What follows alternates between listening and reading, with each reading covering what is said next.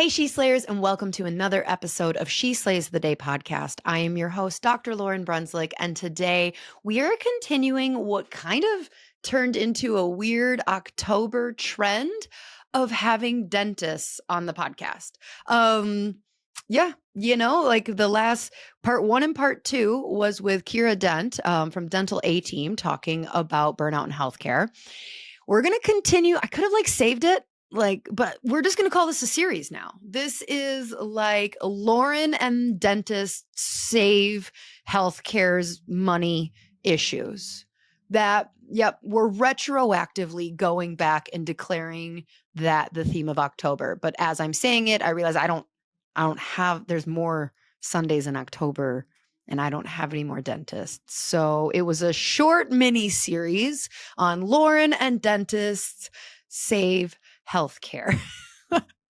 All right. If you have been living under a rock and somehow my meta ads have not reached you, Kirby's fired them. If you have not seen any of my meta ads, you're fired. He's fired. I'm sorry, honey. It's been a good go. We can stay married, but you no longer get to. Nope, we can't even stay married. I'm just too pissed that somebody listening and loves me hasn't seen my ads for my 3-day boot camp coming up October 28th through the 30th. This is for people who are interested in growing more meaningful followers on Instagram. That's what it is, especially if you're in healthcare, because it's different advice. Can I just tell you that if you are taking the same advice from an Instagram expert and trying to apply it to your message and your personal brand account and it's not working, it might be because they're creating very vague information on growing your account, which they can do because they're trying to get to the everybody, but you're unique. You're a healthcare provider. That's different. How you're going to show up, how you can show up, how you get traction on social media is different. Let me tell you that. So in this 3 days, very, very tactical. It's $37. Come on. We'll have that link below. And that's it. All right. So let's talk about who we're talking about today. So Dr. Michael Mackney is a dentist based in Long Island, New York, with a passion for financial education in healthcare. During the COVID-19 pandemic, what? I've never heard of that.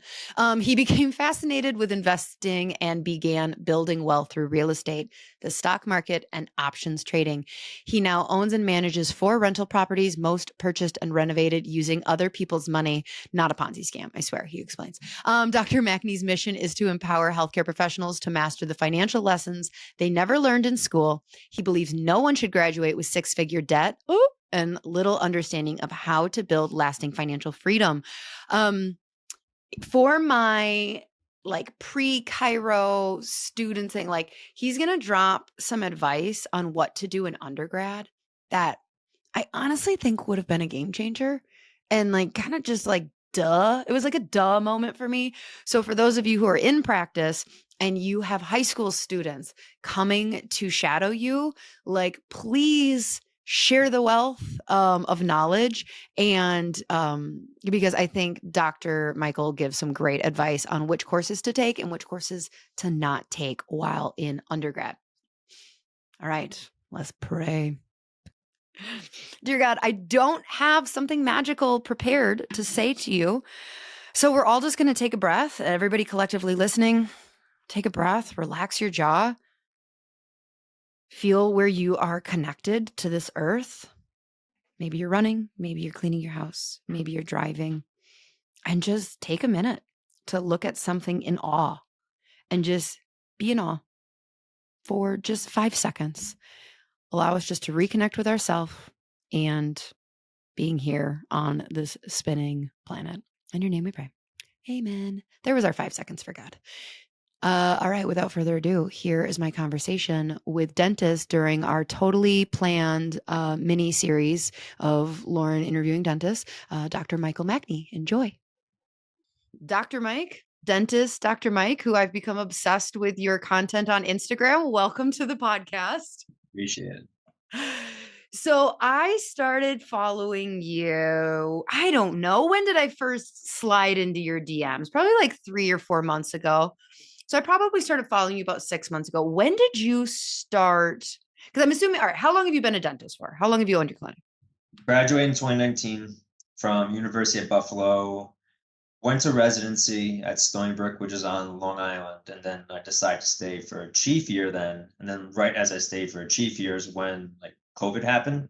Oh, So in the program I was at, the chief year is like so highly sought after positions, like big cases, things like that. And so went from something that's like guaranteed awesome position, guaranteed awesome career. Now everything's like shut down and no one really knows where it's going from there. So that's basically like the beginning road of mine. Graduated in 2019 and been practicing on Long Island for since then, since 2020, 2021. okay. And do you own your clinic or do you? No. Okay. So you don't have that CEO stress. Thank God. You're all right.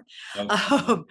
And then do you feel like we're going to get to this eventually, but like you don't have to give me a specific number, but like approximately how much debt did you come out of school with? Undergrad and dental school combined, probably like 275. Now I went that's I went to state cheap school for for everything. dentists, right? I went to state school for everything. Okay. So this was something that actually blew my freaking mind. I was just on the Dental A Squad podcast or something like that. And so I had posted a reel back in February that was something about student loan debt and just not matching reimbursement, type of thing. And I had all these dentists coming in being like, you think chiropractors have it bad? The average dentist is now like 350 to $500,000 in debt after school. And I'm like, what? What is wrong with you guys? Why is it so expensive? It's because of the supplies. So there's a big company, like Henry Schein. They're like the main distributor to the school. And when you're a student, you're kind of forced into buying certain supplies from like Henry Schein, these big companies, and most of it we didn't even use. So we would get like impression material, barely used it. We would get burrs, barely used them. So at the end of fourth year, a lot of my classmates were just selling it like on like eBay or Craigslist to other dentists, practicing dentists who like want the stuff. So you're buying second, third year, fourth year, you're buying materials, and then your tuition has to go to the school to also buy materials. So that's also what makes dentistry expensive overall is the overhead, but you're kind of trapped in a corner as a student to where you're forced to buy everything. Like you don't know anything else. And it's just becoming like a bullying kind of thing to where everyone wants to be like a dentist and like here's the bill, like take it or leave Uh-huh. it. It's Yeah, we have plenty of people unfortunately who the name of want the game. this. Got it. Because people are Okay. going to be desperate enough to want to do it. Yeah. Yep. So then when did you have you always been interested in the like debt and wealth building aspect, or did you like come into the like wonderful reality that this wasn't going to happen without intention? Well, so when I was in undergrad, I was between dentistry, medicine, and PA. And I shadowed all three, and somehow every single one of them asked me what classes I was taking. No one was like forcing me to go a certain direction in a career. They asked what my major was and everything, and they all said like three different people I shadowed said, "Don't do a bio major, do a business major." Well, how come nobody freaking told me that? Yeah. So like the things I learned weren't like I took some accounting classes, I took some personal finance classes, I took some management classes. None of them like were gonna make me like an MBA Right. overnight, but it kind of like I guess planted the seed because they said like everyone can end up being like the same kind of like doctor or dentist learning hand skills, but if you don't know how to like manage your money or just people or just the Mm-hmm. career, you're gonna get eaten alive. And I don't own right now. So it's not like those skills would have carried over to ownership right now, but it kind of laid the mindset that I needed to learn about investing later on. I never really didn't get started into like a nitty gritty of investing until the end of third year of dental school or Okay. But it was still the before you graduated. Okay. yeah, I started reading like personal like finance books, stocks books, there's like one faculty in the school I would always talk about it with. I would take like whatever, like $48 a month, and I put it into like at that time like Robinhood just like came out. I put it into there. Nothing crazy, but kind of you got kind of Nothing used to crazy, like but like super advanced for like the average doctor. yeah, Like and you get your we, feet wet. You get to yeah, see like when you're on the outside looking in, it's like you don't really understand what investing is, but when you actually like, have money in the game, you start caring about like what's going on in the economy, like what is the stock, like you start learning things as you go along. So that's like one thing I like to tell people, like you can read all the books you want, but until you're in the game of doing it, whether it's $5 or $5,000, it's really hard to start understanding it. So one thing I like to tell students is, yeah, you don't have any money now, but you just went out this weekend and got bought 10 drinks. Like, right. Yeah, you could invest with $50. You can start learning the process with $50. yeah, that's it. Okay, so I mean, it's interesting because I coach. So one of my programs is like an 8-week CEO program for clinic owners where we're really getting into like step one, getting profit margins, then like step two, starting to invest, right? Like, because one of my biggest repetitions is the richest doctors didn't get there on new patients alone. Like they just didn't. You need to be good at the first part. You need to be good at getting results, and people need to like you and want to send their friends to your business. But like at the end of the day, you need to spend less than you're bringing in. And then that like delta, instead of like lifestyle inflation, needs to start multiplying and investing. But I mean, I'm talking to people in their 40s, 50s, and it's just like what? What? And it's like, but I mean, this wasn't something that like I was very bio, right? Like that was my undergrad. And like I didn't, I had blinders on if I was going to go to chiro school. And after chiro school, I was going to open a chiro clinic and I was going to have babies and I was going to grow a big chiropractic clinic and it was going to be kumbaya and it was going to be great. And then I feel like it for me, it wasn't until years into practice, like call it like the 7-year itch, that it was kind of like, okay, I'm making good money, but not great. And so if I want to make great, do I have to keep like, do I just have to double? If I want to make twice as much money, do I need to double my practice? And then like, I don't know if you know like what the not the ratio is, but like the selling, like in a chiropractic clinic, it's a 1-to-1 like ratio for like selling. And so you're like, okay, well, that's going to be a terrible retirement plan. And so that's where like things just started turning. And it was from there, but it's still just like, I talked to vets, and they're just like, what? How do I do this? How do I do this? So smart. I'm jealous that you got that advice young. Any student listening of any kind, like if you do, even if it's you can't get a business degree, like taking those classes as electives. Like I could have done that. I was like taking like psych and whatever. So And it yeah, was like funny because as a business major, I needed a minor. So I just made bio my minor. yeah, And then all the prereqs were exactly the same. Like when someone does a bio major, they're still they end up to get the major requirements. They're doing classes that they don't even like really want to do. They'll right, take a PChem, not a requirement. It's just really hard. It's a GPA crusher. And I feel like people just do bio because they think like that's what the school wants. right, When in reality, the first question that came up on every single dental school interview was why a business major? Because I call it like the stop the scroll. Like for yeah, people like when they apply to like dental school or med school, whatever, just do something different. Like if you just did the DAT, you shadowed, you did a bio major, you're not going to stand out. Like no, these admissions committee, they don't want to look at the same thing every single day. If they just see bio, they're going to keep going. But they see like business major, like yeah. Well, because they're smart. They're like, oh, this guy could actually be really successful now. yeah, like it's just someone that thinks a little like differently. So too many people I think, go down the route. Like if you want to do bio, do bio. Right. But by the time I needed all the prereqs and everything just for dental school, like knocked out my minor and then I did the business major. So I just think that too many people just, like you said, like when you graduate chiro school, you just went the route of what was Yep. expected. That's Yep. what too many students do. They go the route of what is expected, and then life happens, and they don't know what to do. Right. So when did you okay, so before you even graduated, you were doing this personally, okay? So when did you decide, like, was it a chicken or the egg? Was it, I want to start like helping other dentists online?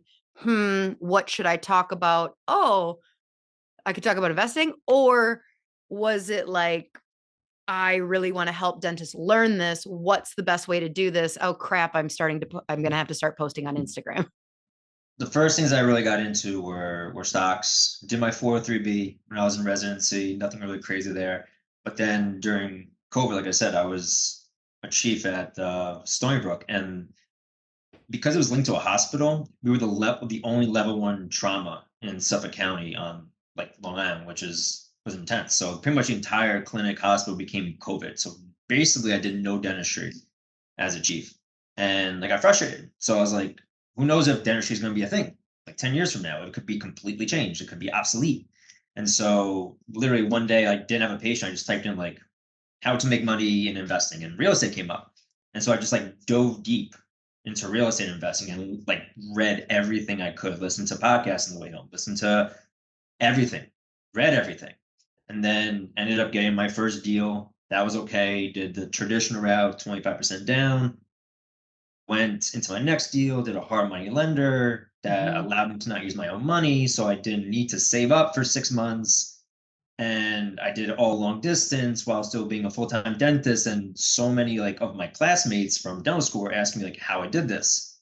And then I just started kind of putting out there some information. And then I kind of put out controversial things out there about like student debt, in my opinion, is just looked at from one perspective. Everyone just sees debt and they think bad, bad, bad. When there's Mhm. good debt too.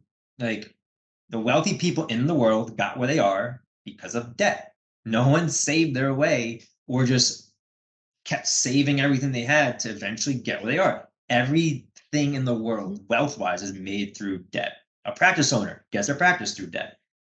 Everything. Real estate investors get where Yeah. they are because of debt. Everything is through debt, but it has to be calculated debt. Like student debt, I see it as, in my opinion, good debt. Yes, some people have Yeah. $500,000 in debt, but it's getting you into a career that most people would die to have.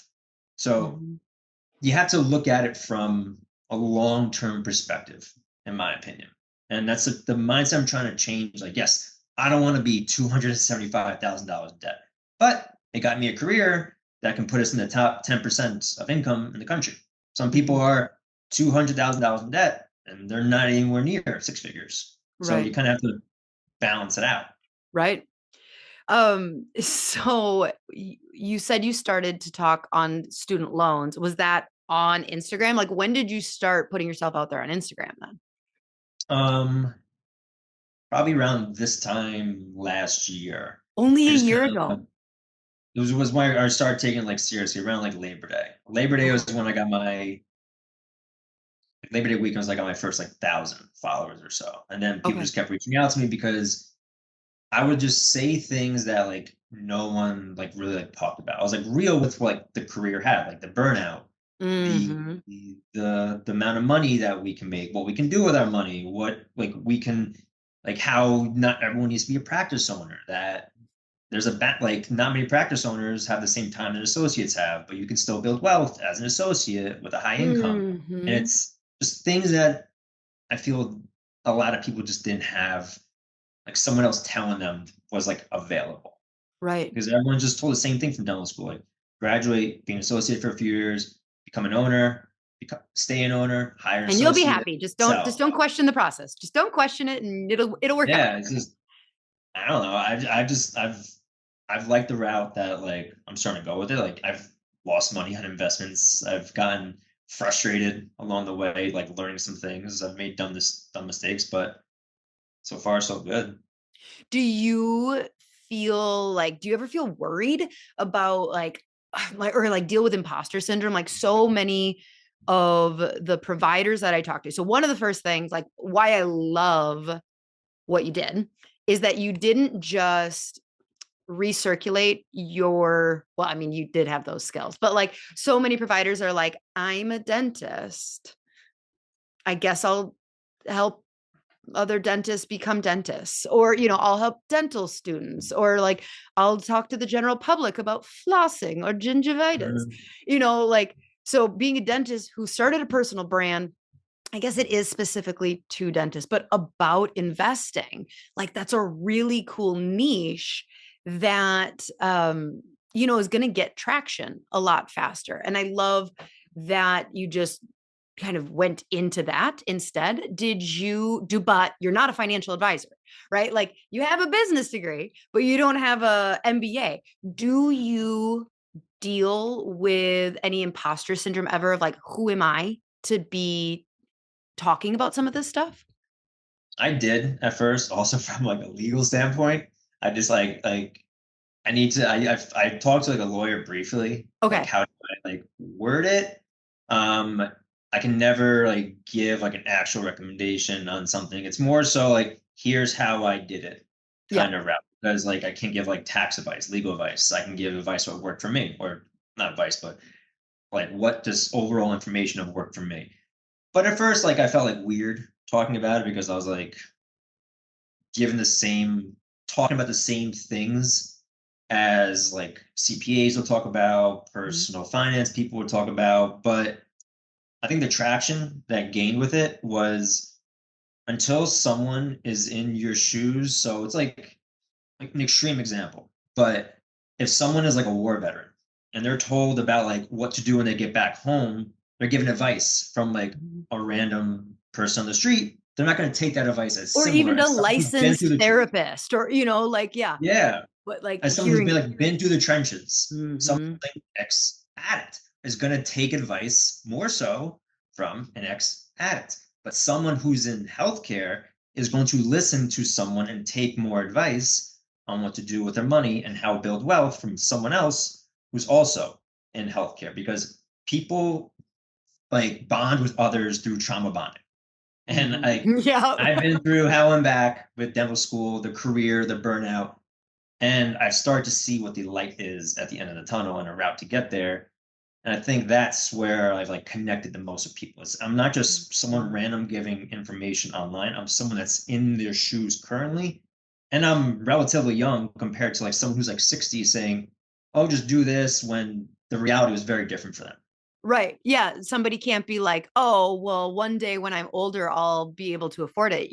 Like, or they can't even throw in your face, like, well, you're a owner. So, you're like, no, you can't. Like, I'm taking away your excuses. Like, I am doing this as an associate in my 30s or 40s or whatever you are, like, so they kind of have no choice but to kind of quiet some of those excuses that we use for not building wealth. Have you had only good reception online from your profession, or has anybody like thrown you some shade?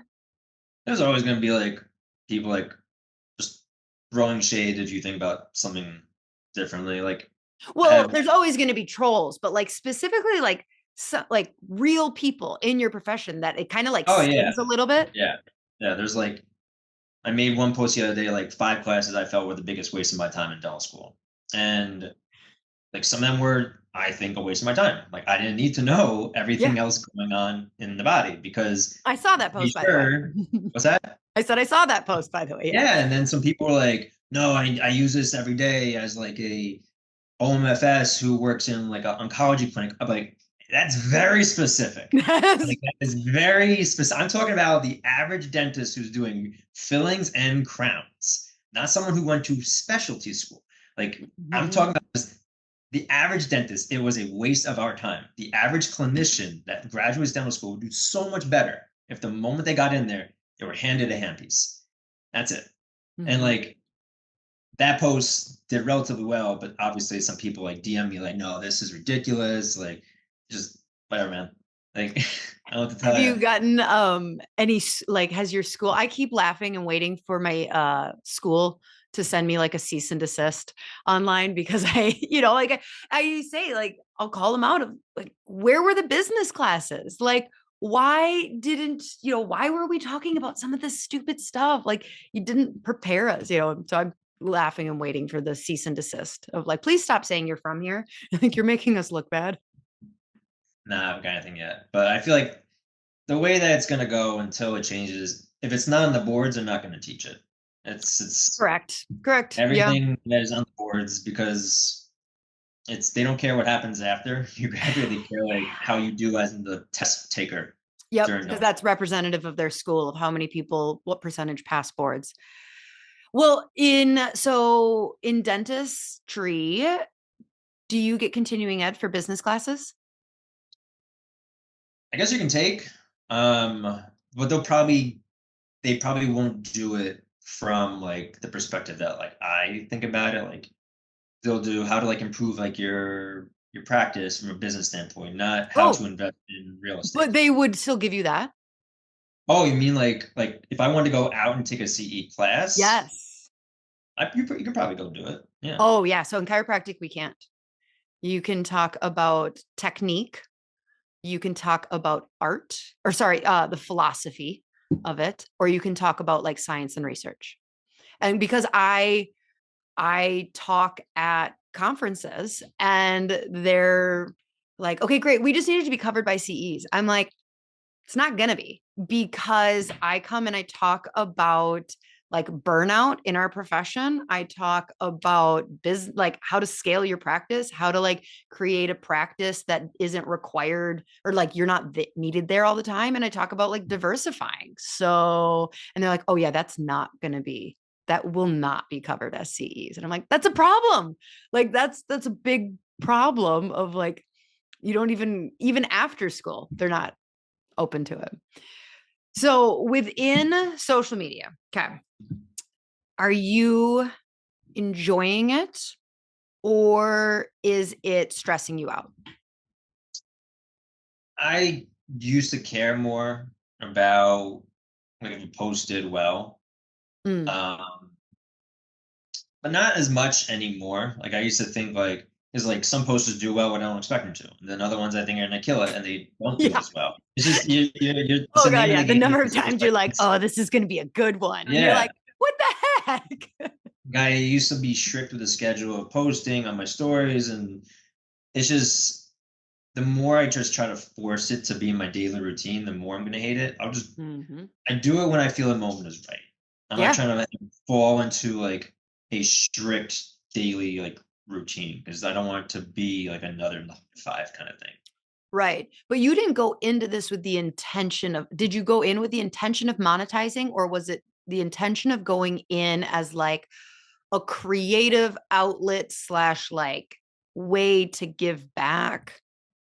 What Probably was more it? so that, Yeah. because I just felt that too many people were asking me the same things, Mm-hmm. and if 5 of my classmates who were brave enough to ask me directly were interested in this, I'm sure however many healthcare workers out there feel the same way. And it's healthcare professionals don't like looking dumb Right. as a whole, so they Yeah. won't ask. Yeah. So I felt like that's when I started to be like, I'm just gonna put this out there and you don't have to comment, you don't have to look at it, you can do it in secret. It just I'm gonna give you information that you're probably too afraid to ask to look stupid. Because even though it's not taught, like it's not stupid to ask it, Yeah. but that's just how we are. We don't want to look like we don't know something. Yeah. I mean, you hit the nail on the head there. It's like as soon as we graduate, it's like, okay, but hope you have everything. Like, don't ask a question. It's like, well, why would you know about economics? Why would you know about that? It is not like you took a class and forgot it. Like, you just really never knew. And when you're a student, you're allowed to ask questions and feel dumb. But then, like, yeah, you don't, and you're like, oh, shoot, you think that's ego? It's got to be ego. Oh yeah.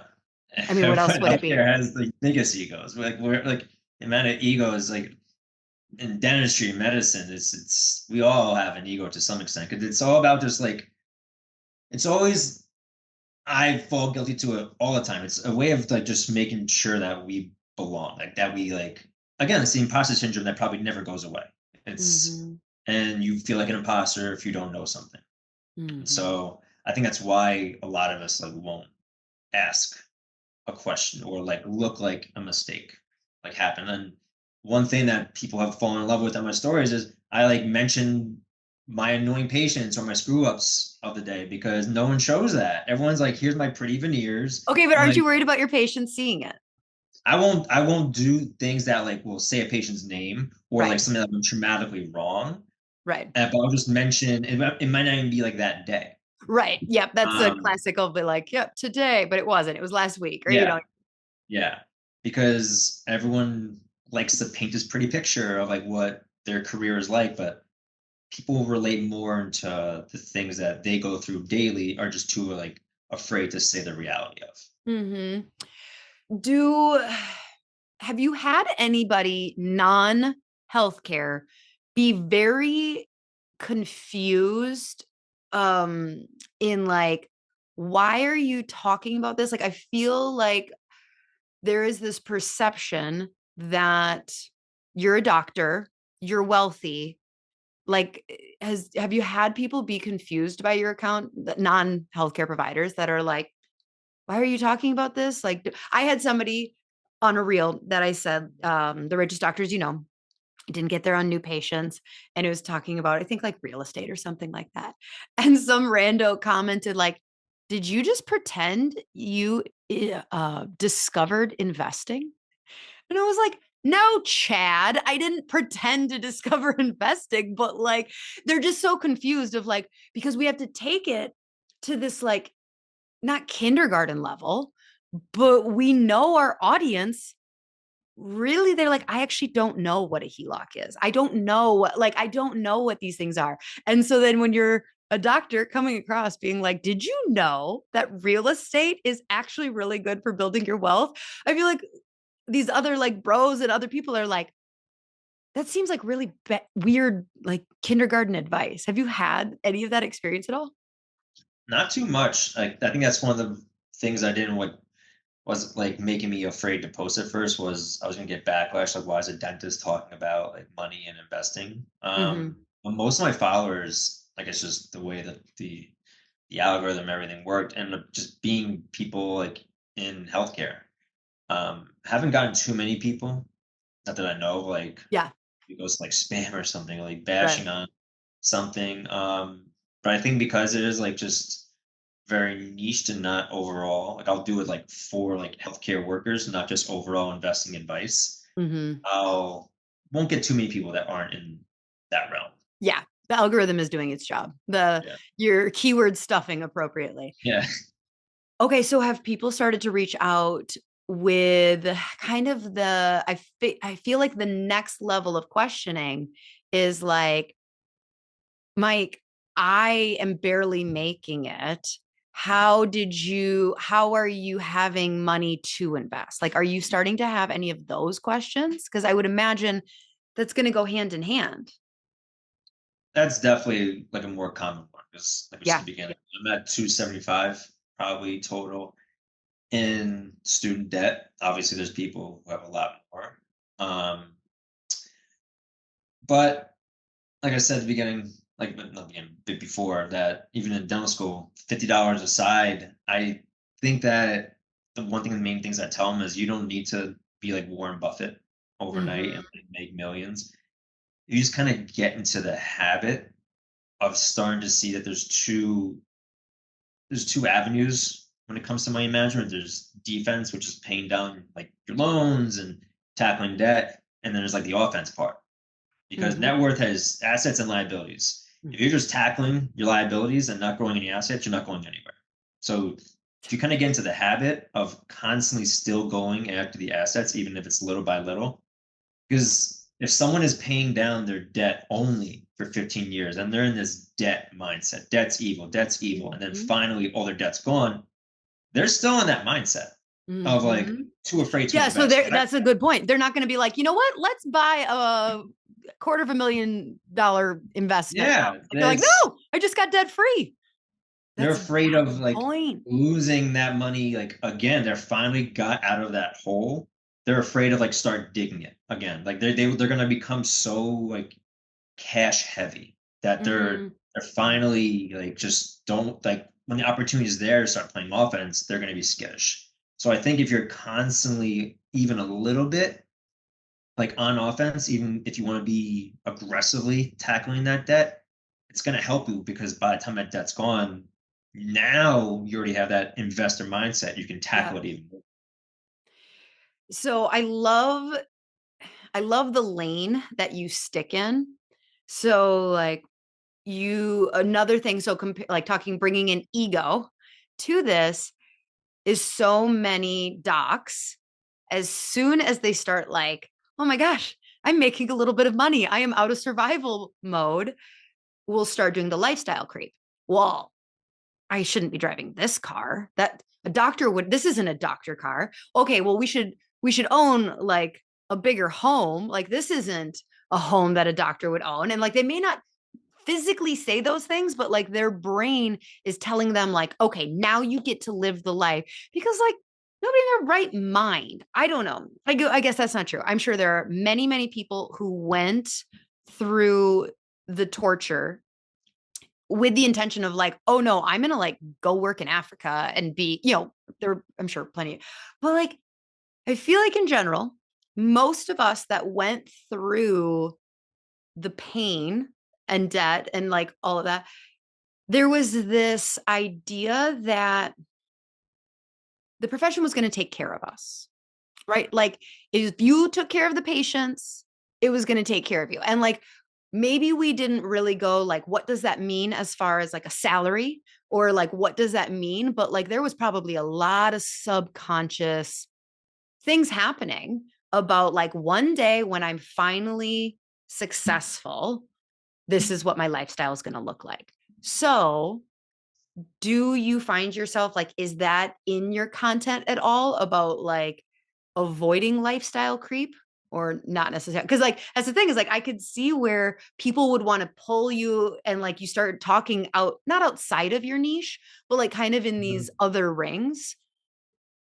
I look at it from both perspectives. Obviously, lifestyle creep is like one of the main things that can tackle someone. Have you ever heard of James Clear? Like he wrote Atomic Habits. Yes. Okay. I was like, But he yes. wrote like an article talking about something called, I think I'm pronouncing it wrong, but the Diderot effect. He was like Okay. a French philosopher, and he wanted to pay for his daughter's weddings, and he sold a bunch of these encyclopedias, and he had some money left over.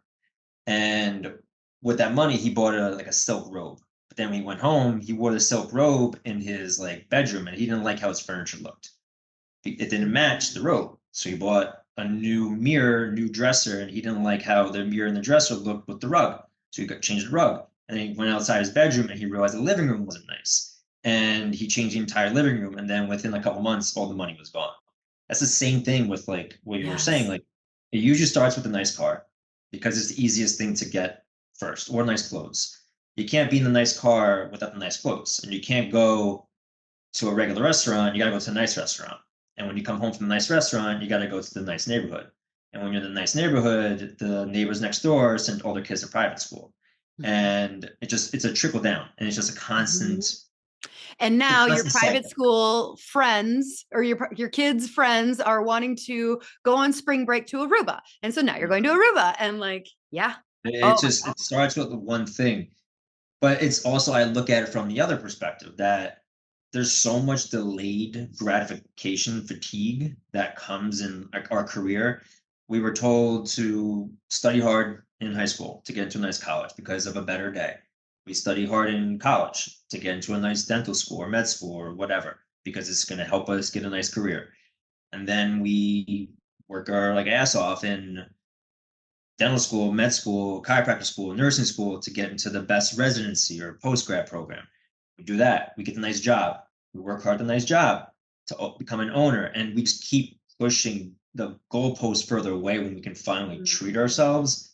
That we just get so tired of doing it that it's just like a dam that just breaks. And usually we just buy everything at like once because we see all our friends who just graduate undergrad making six figures at like a finance job with no Yeah. student debt other than undergrad, and they don't have to deal with the fatigue of dealing with patients all day. Their bodies are tired, but they're driving the nice car, they're in the nice house. Like, why can't I? Because I was told that dentists and doctors were supposed to. So like, I'm gonna finally treat myself. So I see it from both perspectives that we've been told for 20 years or so to always just keep waiting. Like, just wait, it's Yeah. gonna come. And then when it comes, we're not supposed to get the nice thing. Like, it's tough. It's a Yeah. really tough situation. So what I did, like, I just decided what would make me happy with a nice purchase. I don't need like the flashy clothes. I don't really need like the glamorous house. Like, I lived in an apartment my whole life, so getting just a small house was like the world to me. But I Mhm. always wanted a nice car, so I got a Mercedes, and like that makes me happy. After a long day, if I get into my car on my drive home, that makes me happy. That makes it Mhm. like, see, like I worked hard and this is what I got. But I didn't need the other things because I knew the more I like went down that road, I'd be working forever and it would take away other things I want to Right. do. So it's a fine balance of treating yourself, but not doing the entire buffet. Yeah. Are you married? I am. Okay. Wife, Yeah. husband. Okay. So is she in alignment with you on this, like, invest, like, did she have any finance background No. or nope? Okay. No. So is she just like, are you guys totally in alignment? So traditionally, one person tends to be more of the like saver investor, and one is like, why can't we take the kids to Disneyland? I Like, think at first, like, it took a while to come around to her, like, until like someone sees like the she's the numbers. Disneyland one. What's that? No, She's no. the Disneyland one. She wouldn't want to spend, but I don't think she understood like the math behind Yeah. like how important investing was. But like when she like finally got it and understood like every time like you invest this, it's less days we need to work in the future, more things Mm-hmm. we can do with our future kids. Like when you start painting it in a picture like that, like saving today is not only saving money for future you, it's making future you work less. Right. And so when I paint a picture like that, it became easier. But we're on pretty much the same page with it all. We'll go out to like a nice dinner, but we won't like drop like 15 grand on like designer clothes on a Right. shopping spree. Like that's just not like what we'll do. We'll still shop at like Target, like Old Navy, and just like things like that. We don't need that kind of like stuff that Mm-hmm. eventually people just feel the need to get. We're more about experience. Right. Got it. So real estate's your big one. Are you dabbling in crypto at all?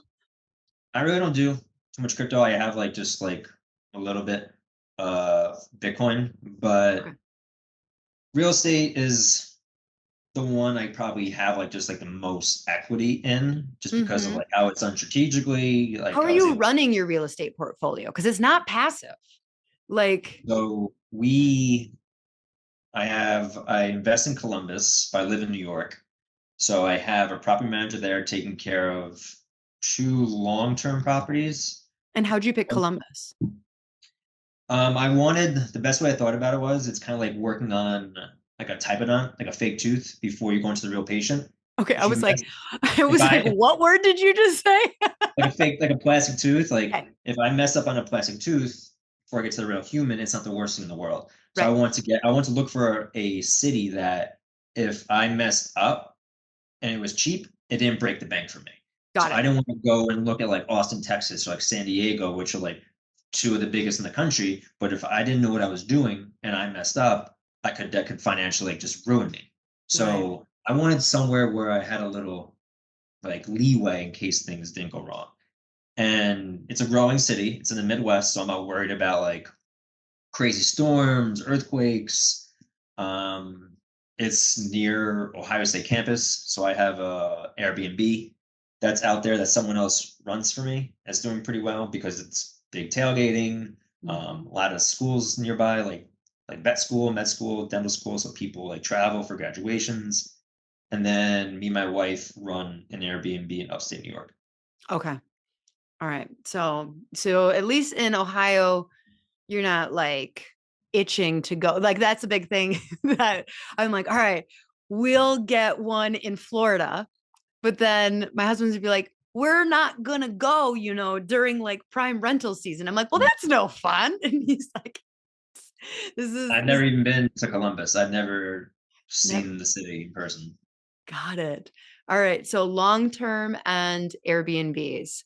Are you gonna keep in the real estate? Like, is that like do you like those two? Or are you gonna start branching into syndicates, any other kind of real estate that's on your mind? I like the way I'm going right Yeah. now with it. I'm holding on to them until they get more equity Yeah. or interest rates kind of start dropping in the next few years, and then maybe like do Yes. a 1031, do something a little bit Hmm. bigger. Because Okay. right now they're like probably B areas. I probably want something like a mini like apartment complex, something like that. Yeah. Right now they're beginner properties, so I'm Cool. about 3.5 years in on it. Yeah. So, what is next for Dr. Mike the brand? What are you doing with this thing? It's investing in personal finance is very hard to teach, like Yeah. through a 90-second reel. Yeah. It's not like me giving like a dental tip of the day, like my favorite toothpaste. Right. It's just it's so complex that it's hard to just do it over DM also if someone has a question. So I want to start branching it out more so to YouTube, longer form, Hmm. and then break that down into like a podcast episode so someone can listen to like on Spotify or whatever. Hmm. That's probably where I'm going from there. I'll still do like Instagram and Well, yeah, that's like the top of funnel, right? Like that's where you'll get them, and then your yeah, DMs are just like, oh, I filmed a great YouTube video on this. Go yeah. get the incident. And so the ideas are pretty easy. I'm pretty much just using the top questions I get from people and then just Yeah. making a video out. Because that's if people have a question about it, most likely others do too. Hmm. Any plans? So like YouTube is way better at monetizing than social media. Do you have a course in the works? Like, do you feel the pressure to, because this is the thing that happens is when people get success on social media, there's just this like, I should be monetizing, I should be doing something with it. Do you feel that pressure? Are you building something? I made a few courses earlier in March, but with personal finance and everything, it's one of those things where if you're so confused about it, you won't even know where to start and like buy the course, if that makes sense. It's like if Yeah. I see a CE that I don't even know what the CE is talking about, I'm probably less likely to go to that CE because I feel like it's being intimidating. I feel like if I can Right. start with YouTube video, introduce the idea, someone would be more like, hey, maybe like now that I have an understanding, I'm more likely to like jump in a little bit more and try to understand this. Because if someone doesn't really know how to use what I'm teaching them, Hmm. they're not even gonna want to like listen to a course or anything. Right. No, that's so true. So true. Like kind of one of my last questions. How are you juggling the day job, personal brand? Like what are some of your like things that you found that's allowed you to be in rhythm? You said you don't force yourself to post, which is great. You are taking the topics that people are bringing to you. But like at the end of a day of seeing patients, are you excited to post a reel? Or is it like, oh my God, that's the last thing like that I want to I'll do? usually batch do it. Like I get it pretty early. My wife works in law enforcement, so we're up at like 5 a.m. And some days I don't need to go into work until like 8:39. So I'll just Mhm. batch things then. Yeah. Get that done. And then one of the hardest things is probably figuring out like how to actually like, do certain content. Some days I was like, maybe I'll do like newsletter. Other ones I was like, maybe I'll do like more like live like recordings for people. And it just that's where I was getting like more stressed and like trying to Hmm. balance too many things. Then I started realizing like if I try to do everything, I'm going to exhaust myself and that's gonna be nothing. Yes. Yep. So I need to like now I'm starting to figure out like what I want to do. I think I'm gonna lean towards more so the YouTube thing because that'll Hmm. kind of tackle everything to where anything I want to say in a newsletter, anything I want to say like on a live stream will all be like there. It'll Right. be everything I want to see will be there. It'd be ways to get like my personality out there because sometimes some posts, some people like you lose the tone in a post, and some people get like upset with what they think is a bad tone. So speaking is a lot more easier for me because some people take things some seriously two times. So Yeah. audio is and visual is always better Well, in my I can imagine if you're not talking, like you're a serious guy, you could come across with a little bit of resting bitch face. And so if you're talking yeah. about, finances, people being like, ow, that's mean, that's judgy. And you're like, I didn't mean it. I was just tying my shoes. Do you have a VA? Is it just Team Mike on this personal brand stuff? Pretty much just me. Like Okay. I don't So, know because like I'm like particular in how I want things like said yeah, and posted, and I don't want someone replying to other people for me. Like I originally right. did have someone like help design certain things, but when it came to like making the course material, like I pretty much did that on my own. And it's Yeah. just like it's hard to outsource something when you want it a certain way. Right. Yeah, absolutely. And when there's such a specificity to the advice, but with YouTube could come a VA a couple hours that is responsible for just editing it and posting it and then chopping it into some shorts for you. So like, so you could outsource that. Just trying to Yeah, help you with the a little bit of editing your for work. YouTube, no shot am I doing. I did it like Okay. once, and like I don't think people really understand how that YouTube is its own animal. Holy. It's Are you gonna like edit for YouTube, or you're going to hire someone to do that, or you're just going I to be did like, the, like I plan on doing like the main A roll, like yeah, just chopping out what I don't want to be said, but anything like effects, music, transitions, Mr. Beast style, you're not doing that. no. No, no, I I'm, don't I'm either. gonna I'm gonna have some other things on there to keep like people like engaged because it's Hmm. especially if you're not like done this before, like investing money can sound like a little boring or stuff like Right. that. But yeah, editing on YouTube is just so much tougher than like a 60-second reel, like putting some like Oh text my on God. there. It's nuts. Yeah, I was listening to Colin and Samir. They're like YouTube experts, and they were at this Kajabi conference, and they were talking just about like the details of like knowing that the thumbnail should actually be the first 3 seconds of your YouTube video. But you need the thumbnail to be exciting. So you need to plot out your entire YouTube like sequence and like this or that. And I'm just like, all we do is take our podcast and throw it on YouTube, right? Like, so, but that's also why Science. we're not wildly successful. But I'm like, I will not be doing that. And then I have a It's 10 and insane. 13-year-old, and they, watch Mr. Beast and this or that. And I'm just like, oh my God, why is he shouting? And like, why is it so stimulating? So we can just be the lame millennial doctors being calm over on YouTube. So well, this was fun. Thank you. I appreciate this. I to pull you out. I'm like, come on, come on the podcast. I swear it'll be fun. But like, I really love what you're doing. I really, really do.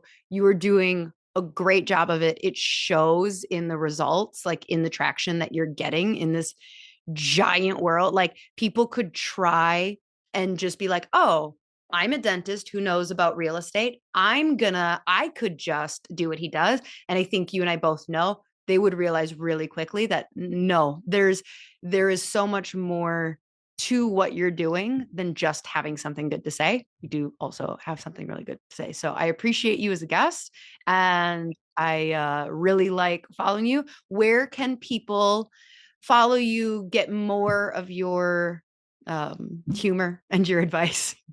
So I'm gonna have to spell it out because lately I've been, I guess, getting more official because I've been getting a lot of fake accounts popping up. Oh, Yeah, it's getting legit. oh, you're like Yeah, real now. Like people, yeah.